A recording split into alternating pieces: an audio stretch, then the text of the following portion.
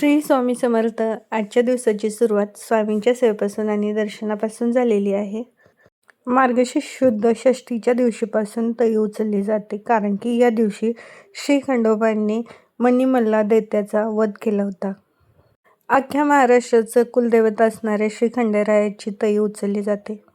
आज तई उचलण्यासाठी घरी मस्त असं बाजरीची भाकरी, वांग्याचं भरीत, कांद्याची पात, वरण भात आणि गुळाचा खडा, त्याचबरोबर ती इकडं मस्त असे नागदिवेही केले होते. षष्टीच्या दिवशी मी घरी नसल्यामुळे त्या दिवशी काय तई उचलली नव्हती, पण रविवारच्या दिवशी तई उचलणं शुभ मानलं जातं, म्हणून मग म्हटलं ह्या रविवारी आपण तई उचलून घेऊयात.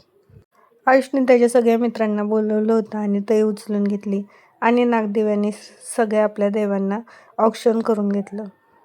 चंपाषष्ठीच्या दिवशी बाजरीची भाकरी, वांग्याचं भरीत, कांद्याच्या पातचा मान आहे आणि त्यानेच तई उचलली जाते. आणि आमच्या घरातली प्रथा आहे, प्रत्येक जणांचे 5-5 नागदेवे असे बनवायचे. तर आयुषच्या आजोबा आणि आयुषचे सगळे मित्रांनी तई उचलून घेतली. सगळ्यात अगोदर देवाला नैवेद्य दाखवून घेतला. त्यानंतर जेजुरीच्या वाटमारेगाला नैवेद्य दाखवून आलो आयुष, आणि सगळ्या मुलांना हा नैवेद्याचा प्रसाद दिला.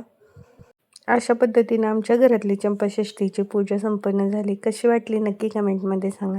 मिनी ब्लॉग तुम्हाला पाहायला आवडला असेल तर लाईक, शेअर, सबस्क्राईब करायला विसरू नका. Bye bye.